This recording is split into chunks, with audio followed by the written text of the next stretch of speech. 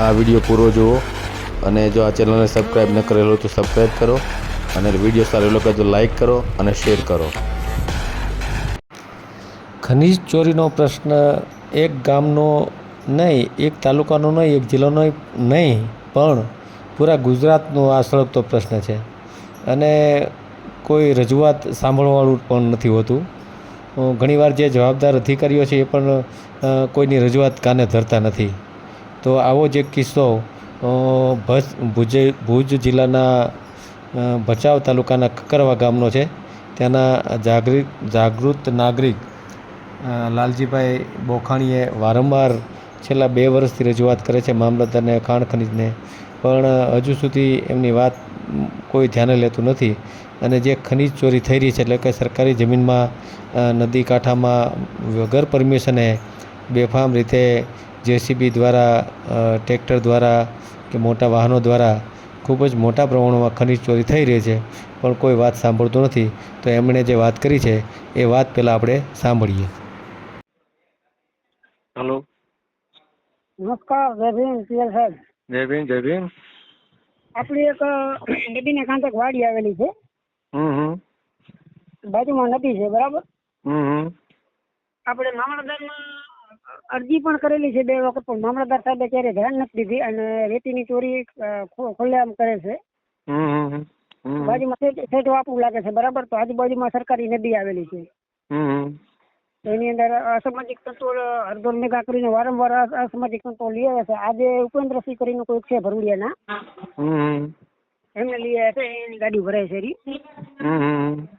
આપણે કાયદેસર કાર્યવાહી થાય ને એવું કંઈક કરવું. બધા સંગઠનની સપોર્ટ જોઈએ કે આ લોકોને વહેલો આવવો જોઈએ, કારણ કે અવારનવાર આવી રીતે થતું હોય.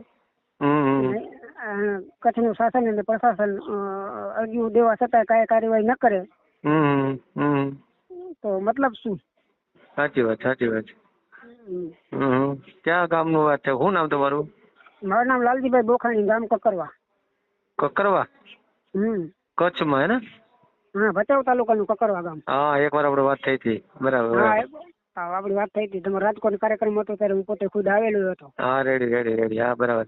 અને આ જે માટી ચોરી કરે છે એ કોણ છે? હરદોર મેગા કરીને આપણે ના પડીને તો અવારનવાર અસામાજિક તત્વો બહારથી લઈ આવે છે. પણ છે કોણ એમ એ લોકો? મણકા છે ને એક છે દરબાર. બરાબર. કાંઈ નહીં, તમે મામલતદારને આપી અરજી લેખિત કાંઈ? મેં અરજી તો 2 વર્ષ પહેલા આપી હતી, તેથી કાંઈ નથી કર્યું. આજે ગાડી લગાડી તો અરજી કરીને કાંઈ નથી કરતા. આમાં જઈ તો જેલમાં નાખવાનો પ્રયત્ન કરે એ લોકો. હા, બરાબર. અને આ જે જમીન છે જેમાંથી માટી કે ઉપાડે છે એ સરકારી જમીન છે કે પ્રાઇવેટ માલિકીની? સરકારી છે, સરકારી નદી છે. નદી છે. કાંઈ નહીં, એનો વિડીયો ફોટો પાડી અને મામલતદારને આપો અને પોલીસની નકલ આપો અને ખાણ ખનીજ ખાતું હોય ને ભુજનું એને મોકલો. બરાબર. ભુજ ને આપણે ભચાઉ જ અરજી કરી, ભુજ નથી કરી. હવે ભુજ કરી કલેક્ટર ઓફિસ. ભુજ આપણે ખાણ ખનીજ ખાતું હોય ને એને અરજી કરો. બરાબર. અને એવિડન્સ બનાવજો, તમે વિડીયો ફોટો કે એવું કઈક બનાવજો. બરાબર ને? એટલે હું આપડી પુરાવો રહી એમ. બરાબર.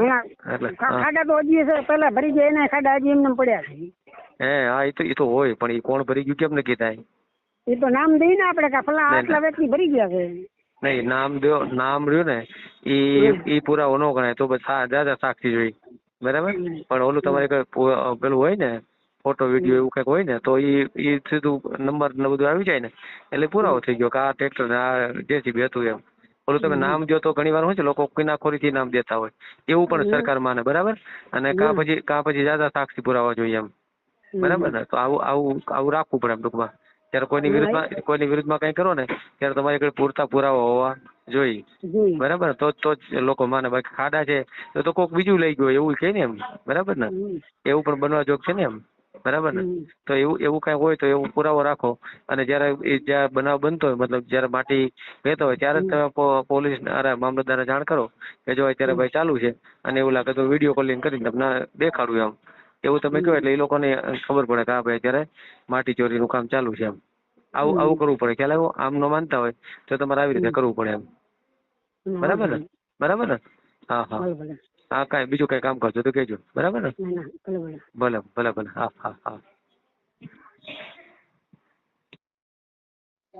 હેલો.